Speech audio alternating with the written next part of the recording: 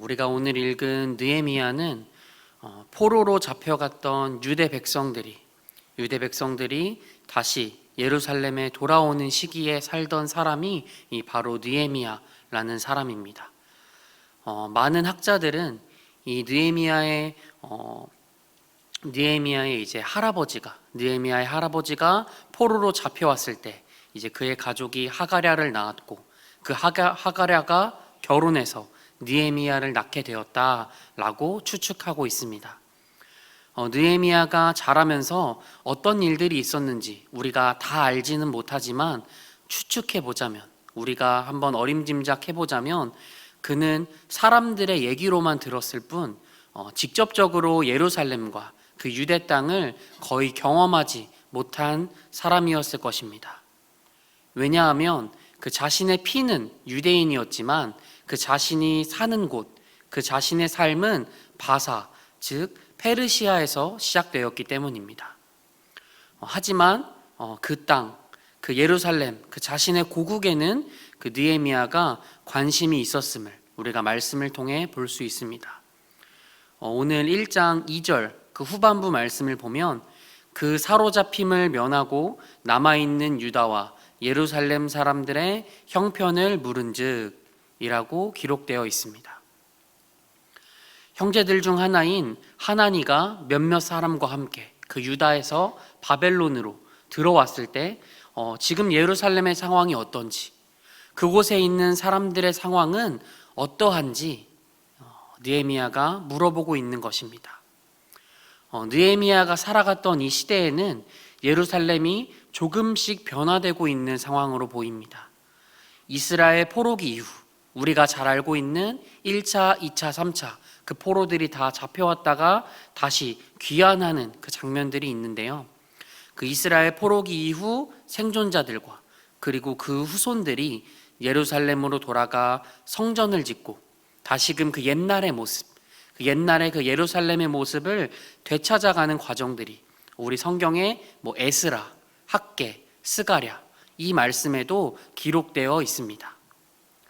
하지만 어려운 상황들이 아직 예루살렘에 존재하고 있었습니다.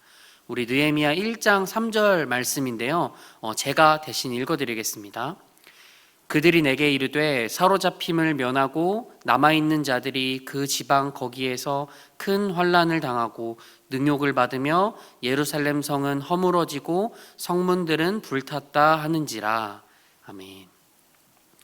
느헤미야는 그 하나니와 몇몇 사람들, 방금 2절에 기록되었던 그 사람들에게 예루살렘에 대한 이야기를 듣게 되었습니다. 예루살렘 성벽이 무너지고 성문들이 불타며 예루살렘에 남아있던 자들과 그리고 포로에서 귀환한 그 백성들이 아직도 계속해서 고통받고 있다는 것, 아직도 어려움을 당하고 있다는 소식이었습니다. 고대 사회에서 그 성벽이라는 것은 곧 도시의 안전을 의미했습니다. 성벽을 통해 외부의 침입을 차단하고 외부의 공격을 막아주는 역할을 그 성벽들이 해내는 것이었는데요. 또한 거룩한 하나님의 전이 있는 예루살렘에 성벽이 없다는 것은 그 단순히 안전과 그 나라, 그 도시를 막는 것뿐만 아니라 그 유대인으로서는 절대로 받아들일 수 없는 그 귀한 하나님의 전이 있는 그곳이 성벽이 없다는 것을 유대인으로서는 받아들일 수 없는 일이었습니다. 하나니의 일행을 통해 느헤미야가 예루살렘에 관한 그 충격적 소식을 듣게 되었는데요. 느헤미야는 어떠한 행동들을 취하기 전에, 그런 실질적인 움직임을 하기 전에 가장 먼저 하나님께 나아갔습니다. 먼저 내가 어떤 일을 할 수 있을까 고민하고 내가 어떻게 그들을 도와줄 수 있을까 라고 생각하기보다는 먼저 하나님께 기도하며 나아갔습니다. 4절 말씀에 그 행동들이 기록되어 있는데요. 우리 4절 말씀을 한 목소리로 함께 읽겠습니다. 내가 이 말을 듣고 앉아서 울고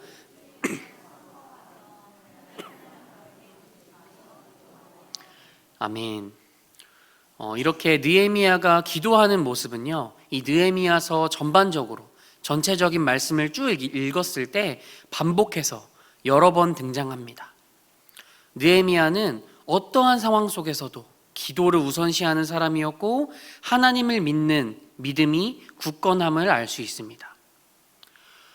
우리가 추측하건대 느헤미야가 아까 앞서 말했던 것처럼 타국에 있었고 그 바벨론, 그 바사 제국에 있었지만 가족들의 영향으로 인해 유대 민족들, 그 하나님을 믿었던 그 조상들로 인해서 하나님의 말씀을 배우고 기도하며 신앙이 자라날 수 있지 않았을까라고 우리가 추측할 수 있습니다. 그리고 5절 말씀부터는 느헤미야의 기도의 내용들, 느헤미야가 하나님께 간구했던 그 기도의 내용들이 쭉 기록되어 있습니다. 느헤미야는 통곡하고 금식하며 깊은 슬픔에 잠겨 하나님 앞에 나아가고 하나님께 기도하였습니다. 느헤미야 앞에 있는 현실의 상황을 보았을 때 그는 어쩌면 이 모든 어려움들, 그 예루살렘이 겪고 있는 그 모든 어려움들을 사실 외면할 수도 있었습니다. 왜냐하면 자신은 이 바사 제국, 이 페르시아에서 계속 자라났고 이미 자신은 술관원으로서 계속 승승장구하며 얼마든지 자기가 처한 상황 속에서 그냥 편안한 삶을 살며 윤택한 생활을 할 수도 있었을 것입니다. 하지만 그는 그렇지 않았습니다. 자신의 그 조상들이 머물렀던 그 땅, 그 고국을 위해 기도하였습니다. 그 나라를 위해 슬퍼하며 애통하고 그들의 고통에 공감하며 함께 아파하였습니다. 우리가 당시 시대를 점검해 보았을 때 이런 안 좋은 상황이 벌어진 이유, 이스라엘 이 백성들이, 이 예루살렘 이 모든 것들이 멸망한 이유가 무엇인가? 결론은 한 가지입니다. 바로 인간의 죄로 인함입니다. 하나님께서는 북이스라엘과 남유다가 갈라졌을 때, 그들이 살아가면서 죄에 빠져 있을 때 항상 경고의 말씀을 하셨습니다. 다시금 언약 백성으로서 올바르게 행동하라고, 세상의 유익과 타락의 길로 빠지지 말라고 계속해서 말씀하셨습니다. 많은 선지자들이 하나님의 말씀을 대신하여 그들에게 외쳤습니다. 하나님을 따라 살아야 한다. 우리의 진정한 주인이신 하나님을 쫓아 살아가며 말씀으로 돌아가야 한다. 우리가 기도해야 한다. 이런 세상의 유익과 세상의 것들, 거짓 교사들을 따라가지 말아라 계속 말했습니다. 하나님은 이 백성들을 사랑했기 때문에 그 하나님의 자녀들을 포기하지 않으시기에 그 애통한 마음으로, 간절한 마음을 가지고 그들에게 계속해서 돌아오라, 계속해서 나에게 오라 라고 이 메시지를 선포했습니다. 하지만 연약하고 부족한 인간은 그 크신 하나님의 뜻을 구하지 않고 결국 자신들의 생각으로 살아갔습니다.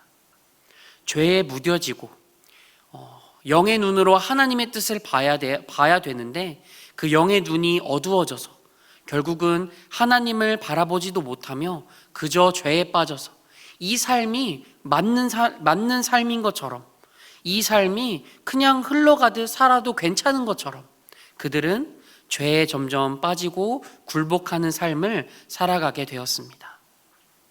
그렇기에 이들은 멸망하고 심판을 받을 수밖에 없었습니다. 이 모든 것이 죄의 결과로 인한 것이었습니다.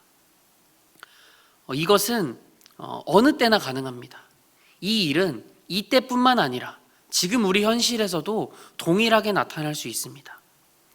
이때에만 그랬던 것이 아니라 지금 우리에게도 동일하게 적용되는 이유는 우리가 계속해서 죄에 빠질 수 있기 때문에, 그 죄에서 우리가 자유하지 못하기 때문입니다. 영적으로 눈이 어두워지기 시작하면 우리는 아무것도 분별하지 못하는 사람이 됩니다. 마치 눈이 안 보이는 그 맹인이 앞을 향해 혼자 갈 수 없는 것처럼, 방향을 알지 못하고 앞을 향해 나아가지도 못하는 그 누군가의 도움이 없이는 원하는 방향으로 절대로 가지 못하는 상황에 놓이게 된다는 것입니다. 이러한 시대 속에서 5절 말씀에 보면 느헤미야는 기도하며 하나님의 능력과 위대하심, 그리고 하나님이 우리의 창조주이심을 가장 먼저 선포하고 있습니다. 하나님을 멀리하고 하나님을 버리는 사람들이 나타나며 이 죄로 물들어가는 시대 속에서 하나님의 위대하심을 고백하며 하나님을 찾으며 기도하고 있다는 것입니다. 5절 그 하반절의 말씀을 보면 주의 계명을 지키는 자에게 언약을 지키시며 이렇게 고백하는 말씀이 나옵니다. 이렇게 고백할 수 있는 것은 느헤미야는 하나님을 믿었기 때문입니다. 하나님께서 이 모든 것들을 신실하게 그분의 뜻에 맞게 이루어 주실 것을 100% 전적으로 믿었기 때문입니다. 하나님을 전적으로 신뢰하는 느헤미야의 마음가짐이 드러나는 말씀입니다. 이 느헤미야의 기도 속에서 하나님께 간절히 구하는 말들이 나옵니다. 본문 말씀에 나타난 그 느헤미야의 기도에서 이 반복적으로 말씀이 나타나고 있는데요. 이 화면에 나온 것처럼 주여 간구하나이다. 종의 기도를 들으시옵소서. 주여 구하오니 종들의 기도를 들으시고, 이렇게 간절히 구하는 내용들이 계속해서 나옵니다. 5절부터 11절까지 이어지는 이 느헤미야의 기도 속에 하나님께 회개하는 그 회개 기도와 또한 하나님이 말씀하신 것, 하나님이 백성들에게 말씀하신 것을 기억해 달라고, 그것들을 이루어지게 해달라고 기도하는 내용들이 나와 있습니다. 6절과 7절에 느헤미야는 이렇게 기도합니다. 우리 말씀을 한 목소리로 함께 읽겠습니다. 이제 종이 주의 종들인 이스라엘 자손을 위하여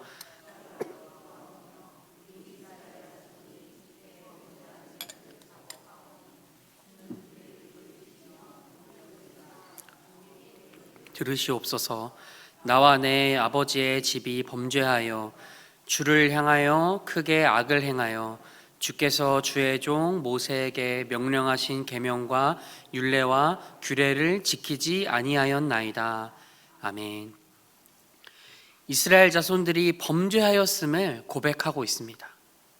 이스라엘 자손들이 범죄하였음을 고백하며 회개 기도를 느헤미야는 드리고 있습니다. 느헤미야는 가장 중요한 것을 알고 있었던 것 같습니다. 가장 먼저 하나님과 가까워지려면, 하나님을 믿고 따르는 삶에 가까이 나아가려면 가장 먼저 죄와 멀어져야 함을 알고 있었습니다. 오직 하나님만이 우리의 유일한 구원자이심을, 그분이 멀리하라고 했던 그 죄악들, 그분이 가까이 하지 말라고 했던 그 우상들, 그것들을 그 죄악들, 그 안 좋게 일어났던 우리 조상들의 죄악들을 고백하며 하나님께 용서를 구하는 기도를 드리고 있다는 것입니다. 우리에게도 이러한 기도가 먼저 필요합니다. 우리의 죄를 고백하고 회개하며 전능하신 하나님 앞으로 돌아가야 합니다. 현실은 영적으로 참 어둡습니다. 그곳에서 우리가 하나님의 자녀로 빛을 드러내며 살아가야 한다면 그것이 우리의 정체성이고 우리의 삶의 방향성인데, 그것들을 가능하게 하려면 먼저 우리가 깨어서 기도해야 한다는 것입니다. 내가 깨어있지 않다면, 내가 죄에 빠져서 허우적거리고 있다면, 내가 기도하며 하나님을 붙잡고 있지 않다면 그 어둠이, 그 영적으로 어두운 이 현실 세상이 나에게 자연스럽게 들어오게 될 것입니다. 우리가 보통 표현을 하죠. 가랑비에 옷 젖는다라는 표현을 하는데, 천천히 이 어둠이 나에게 자연스럽게 들어오게 될 것입니다. 그렇기 때문에 우리는 죄에 민감하게 반응해야 합니다. 또한 죄에 빠져 하나님을 멀리하고 자꾸만 문제가 생기는 순간 속에서 우리는 애통하며 회개 기도해야 합니다. 우리가 먼저 그 안에 슬퍼하고 간절한 마음으로 하나님을 찾아야 합니다. 하나님, 제가 죄를 지었습니다. 하나님, 제가 너무 연약합니다. 그렇지만 내가 이 안에서 빠져 이 삶에 머무르는 것이 아니라 다시 하나님께 돌아가길 원합니다. 다시 하나님을 찾고 하나님께 나아가길 원합니다. 라는 기도를 우리가 계속해야 한다는 것입니다. 느헤미야처럼 모든 것을 제쳐두고 가장 먼저 기도의 자리로 나아가야 한다는 것입니다. 그리고 이후에 느헤미야는 하나님께서 하신 그 말씀, 하나님께서 하신 그 말씀을 기억해 달라고 기도하는데요. 우리 9절 말씀을 함께 봉독하겠습니다. 느헤미야 1장 9절 말씀을 함께 읽겠습니다. 만일 내게로 돌아와 내 계명을 지켜 행하면 너희 쫓긴 자가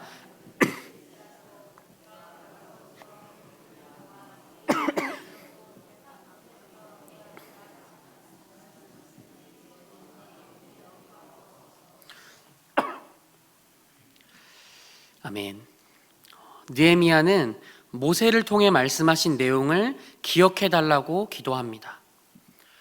범죄하면 백성들을 여러 나라 가운데에 흩을 것이고 하나님 앞으로 돌아와 계명을 지켜 행하면 하나님께서 백성들을 택한 곳으로 돌아오게 하리라고 하신 그 말씀을 기억해 달라고, 하나님 이전에 했던 이 말씀들 있지 않습니까? 모세를 통해서 하나님이 말씀해 주신, 이 신명기 말씀을 통해서 하나님이 말씀해 주신 이 내용을 기억해 주십시오. 그렇기에 우리가 회개하며 하나님 앞에 돌아갔을 때 하나님이 우리 백성들을 택한 곳으로 모아달라고 하나님 앞에 간절히 기도하고 있습니다. 하나님께서는 흩어진 자들이 하늘 끝에 있을지라도 다 모으셔서 주님의 이름을 두려고 택한 곳에 모으겠다고 이렇게 말씀을 통해서 이야기해 주신 분입니다.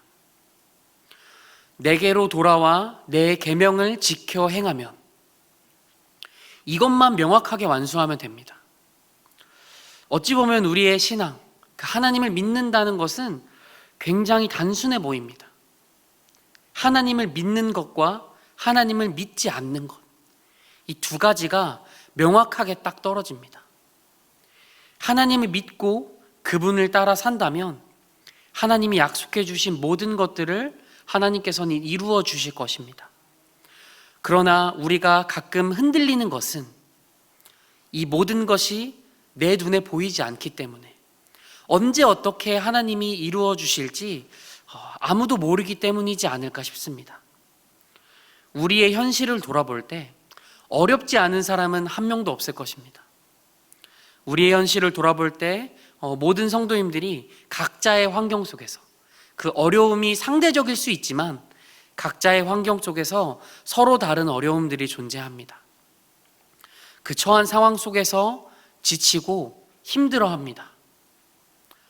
그러나 우리는 한순간도 앞을 알 수 없는 존재이기에 내가 계속해서 이곳에 매여 있을 것만 같고, 내 아픔이, 나에게 처한 이 고통이 계속해서 있을 것만 같은 압박감에 답답하기도 하고 불안한 마음이 들기도 합니다. 하나님께서 다시 돌이켜 주실 것이다, 하나님께서 모든 선한 길로 인도해 주실 것이다 라고 말씀을 통해 우리가 기억하고 있지만, 내가 처한 현실과 상황을 봤을 때 그것이 이루어지지 않는다면 우리는 흔들리게 됩니다. 하나님 정말 맞나요? 하나님 아닌 것 같은데요? 라고 고민하는 때가 있을지도 모릅니다. 이럴 때마다 우리는 넘어지게 됩니다. 그래서 인간의 본성, 그 욕망을 따라 살며 하나님을 멀리하기도 합니다. 하지만 우리는 그럴 때일수록 더욱더 견디며 더욱더 하나님께 기도하는 자리, 그 자리를 사모하며 나아가야 합니다. 하나님을 간절히 구해야 합니다. 왜냐하면 하나님은 우리를 그냥 내버려 두지 않으시는 분이기 때문입니다. 고난과 어려움 속에서도 여전히 하나님은 일하고 계시는 분이기 때문입니다. 느헤미야가 하나님의 신실함을 믿고 그것을 향해 기도하며 하나님께 간절히 매달렸던 것처럼 우리도 하나님의 그 때를 의지하고 그것을 믿으며 하나님께 간절히 매달려야 합니다. 또한 우리가 지금의 상황이 어려웠을지라도 우리의 이전의 삶들을 통해서 봤을 땐 계속해서 은혜를 주시고 나를 살아내게 하시는 분이 하나님이셨음을 우리는 경험을 통해 알 것입니다. 우리 모두가 하나님이 주시는 이 은혜를 경험했고 그 하나님의 사랑을 깨달았기에 지금 이 자리에 있는 줄 믿습니다. 그렇기 때문에 우리는 이 느헤미야 말씀을 보며 하나님께 더욱더 간절히 매달리고 하나님께 더욱더 기도해야 한다는 것입니다. 말씀을 마무리하려고 합니다. 느헤미야는 신실하신 하나님을 전적으로 신뢰하며 하나님께 기도하는 사람이었습니다. 하나님에게 예루살렘 소식을 듣고 그 4개월의 시간 동안 기도하며 결국은 그 느헤미야 2장 내용처럼 성벽을 재건하러 예루살렘으로 가게 됩니다. 왕께 뜻을 구하고 총독으로 파견이 되어서 예루살렘으로 가게 됩니다. 느헤미야는 그곳에서도 변하지 않았습니다. 느헤미야 4장 9절 말씀을 보면 이렇게 기록되어 있습니다. 우리가 우리 하나님께 기도하며 그들로 말미암아 파수꾼을 두어 주야로 방비하는데 아멘. 이 성벽을 재건하는 일에서 많은 방해가 있었습니다.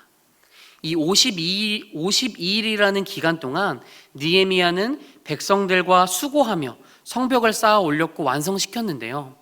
그 안에서 시작했던 그 마음들, 우리가 우리 하나님께 기도하며 나아갔던 이 말씀들, 이 모든 준비하는 과정들 속에서 하나님께 기도하는 것이 빠진 적이 없었다라는 사실입니다. 하나님께 간절히 기도할 때, 하나님의 신실하심으로 전적으로 따를 때 우리는 하나님의 일하심을 경험할 것입니다. 느헤미야는 하나님께 기도하는 사람이었습니다. 어떠한 상황에서도 낙심하지 않고 주어진 환경 속에서 가장 먼저 하나님을 찾고 가장 먼저 하나님을 의지하는 하나님의 신실하심을 믿음으로 삶을 살아내는 저와 여러분들이 되시기를 간절히 소망합니다. 이 시간